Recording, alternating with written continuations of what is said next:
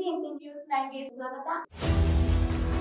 ಬೆಂಗಳೂರು ಜಿಲ್ಲೆಯ ಹೊಸ ಭರವಸೆಯಾಗಿ BBMP news 9 Karnataka ರಾಜ್ಯ ವ್ಯಾಪ್ತಿಯಲ್ಲಿ ನಡೆಯುವ ಎಲ್ಲ ವಿಚಾರಗಳನ್ನ ನಿಮಗೆ ತಿಳಿಸುವ ಕೆಲಸ ಇಂದಿನಿಂದ ನಮ್ಮದಾಗಿರುತ್ತೆ.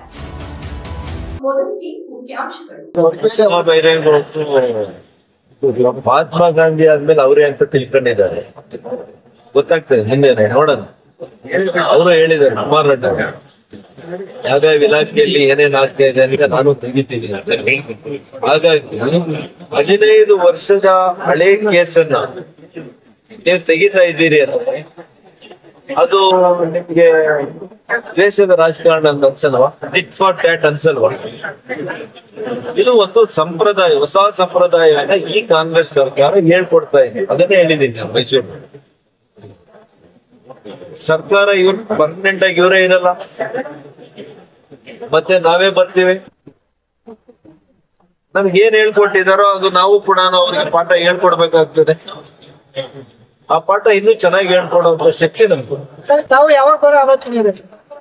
ನಾವು ರಾಜ್ಯ ಸರ್ಕಾರ ಯಾವಾಗ ಬರೋ ಆಲೋಚನೆ? ಯಾವಾಗ ಚುನಾವಣೆ ಆದ್ರೂ ಕಾಯ್ತಾವ್ರೆ ಜನ.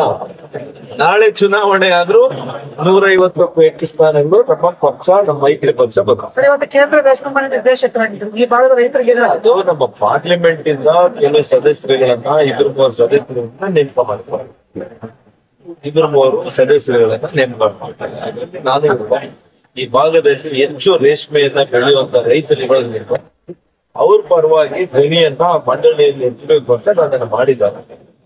ಖಂಡಿತವಾಗಿಯೂ ಕೂಡ ನಮ್ಮ ಭಾಗದ ರೈತರಿಗೆ, ನಾನು ಮಂತ್ರಿ ಇದ್ದಾರೆ, ಜಿಲ್ಲಾ ಉಸ್ತುವಾರಿ ಸಚಿವರಿದ್ದಾರೆ, ಶಿಡ್ಲಘಟ್ಟದಲ್ಲಿ ಹೈಟೆಕ್ ಮಾರುಕಟ್ಟೆ, ಸಿಲ್ಕ್ ಮಾರುಕಟ್ಟೆಯನ್ನ, ರೇಷ್ಮೆ ಮಾರುಕಟ್ಟೆಯನ್ನ ಮಾಡ್ಲಿಕ್ಕೆ ನಾವೆಲ್ಲ ಕೂಡ ಅನುದಾನ ಕೊಟ್ಟಿದ್ದೇವೆ.